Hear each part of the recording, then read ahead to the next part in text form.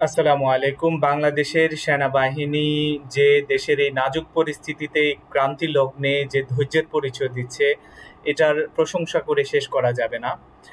বিভিন্ন গ্রুপ, বিশেষ করে একটা রাজনৈতিক দলের নেতারা বারবার সেনাবাহিনীকে আক্রমণ করে কথা বলছে, তাদের অবদানকে খাটো করার চেষ্টা করছে।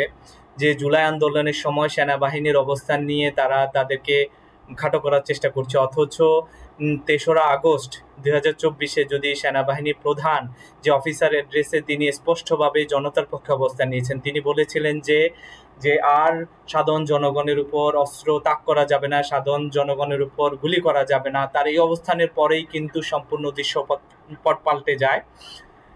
এক পর্যায়ে ৫ই আগস্ট সেনাবাহিনীর এই অবস্থানের কারণেই কিন্তু শেখ হাসিনা দেশ ছাড়তে বাধ্য হয় এবং এবং জুলাই আন্দোলনের যে একটা পরিণতি, একটা সফলতা, ওই সফলতা আসে সাধারণ জনতার। তো এরপরেও একটা গ্রুপ সেনাবাহিনীর বিরুদ্ধে অবস্থান নিচ্ছে। কেন নিচ্ছে? কারণ সেনাপ্রধান বলছেন যে যে সেনাবাহিনীর যে বর্তমান দেশের যে আইনশৃঙ্খলা পরিস্থিতি, পুলিশ এটার নিয়ন্ত্রণ নিতে পারছে না এবং সেনাবাহিনী বা সেনাপ্রধান ওনারা মনে করছেন যে একটা রাজনৈতিক সরকার ছাড়া পুলিশের কনফিডেন্স ফিরিয়ে নিয়ে এসে আইনশৃঙ্খলা পরিস্থিতি নিয়ন্ত্রণ করা সম্ভব নয়। তো এই জন্য, এবং যেহেতু পুলিশের তাদের উপর কনফিডেন্স নেই, পুলিশ আইনশৃঙ্খলা পরিস্থিতি নিয়ন্ত্রণ করতে পারছে না, এই জন্য সেনাবাহিনীকে মাঠে থাকতে হচ্ছে। কিন্তু সেনাবাহিনী দীর্ঘ সময় মাঠে থাকাটা কখনোই একটা দেশের জন্য ভালো না। এর ফলে কি হবে? সেনাবাহিনীর সদস্যরা বা সেনাবাহিনীর অফিসাররা বিভিন্ন রকম স্বার্থ মানে কনফ্লিক্ট অফ ইন্টারেস্টের জায়গাগুলোতে তারা জড়িয়ে যেতে পারে।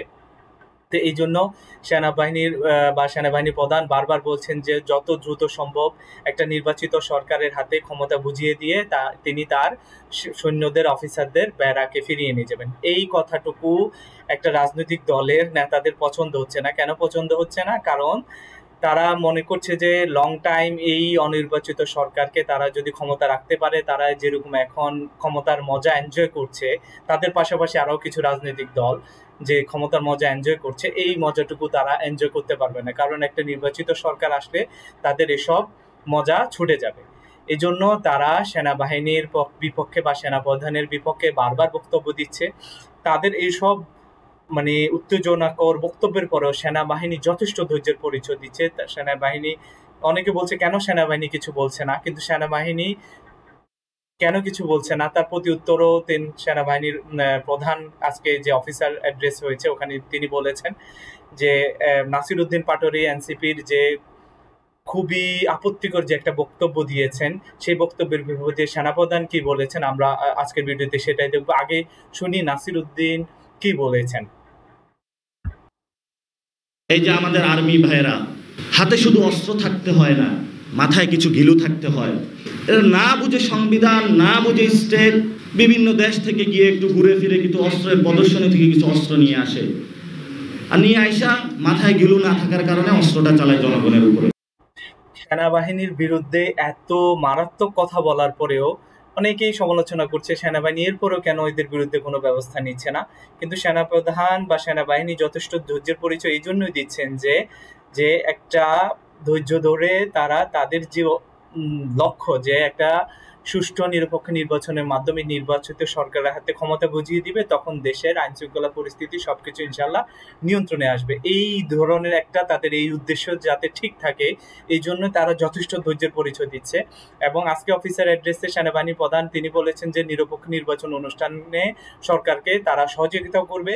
এবং এই যে নাসির উদ্দিন পাটোয়ারির যে বক্তব্য, ওই বক্তব্যে কিন্তু তিনি, যদিও নাসির উদ্দিন পাটোয়ারির বক্তব্য তিনি তার কথা উল্লেখ করেননি, এরপরেও তিনি কিন্তু যে তার যে নাসির উদ্দিন পাটোয়ারি যে কটূক্তি করেছেন, এর জবাব তিনি তার নাম উল্লেখ করেই না তিনি দিয়ে দিয়েছেন। তিনি বলছেন যে যে সেনাবাহিনী নিয়ে নানা ধরনের কটূক্তি বিষয়ে জানার ওয়াকারুজ্জামান বলেন, এসব মন্তব্যে অখুশি হওয়ার কিছুই নেই। যারা এসব করছে তাদের বয়স কম, তারা আমাদের সন্তানের বয়সী, তারা বড় হলে নিজেদের ভুল বুঝতে পারবে, তখন নিজেরাই লজ্জিত হবে। তাহলে কত সুন্দর, কত প্রফেশনাল একটা বক্তব্য সেনা প্রধান দিয়েছেন যে তারা এইসব মাথায় নিচ্ছে না। তাদের যে অভিষ্ট লক্ষ্য যে একটা সুষ্ঠু দেশের মানুষ 16-17 বছর ধরে ভোট দিতে পারছে না, সেই ভোট আয়োজন হলে সেই সুষ্ঠু ভোটে জনগণ তাদের সরকার নির্বাচিত করবে, সেই সরকারের হাতে তারা ক্ষমতা বুঝিয়ে দিয়ে তারা তাদের ব্যারাকে ফিরে যাবে। তো এই জন্য তারা এসব কথা, যারা সেনাবাহিনীকে উত্তেজিত করে মনে করছে যে একটা খারাপ পরিস্থিতি তৈরি করে তারা লং টাইম ক্ষমতায় থাকার চেষ্টা করবে, ইনশাল্লাহ তাদের এই স্বপ্ন ইনশাল্লাহ পূরণ হবে না।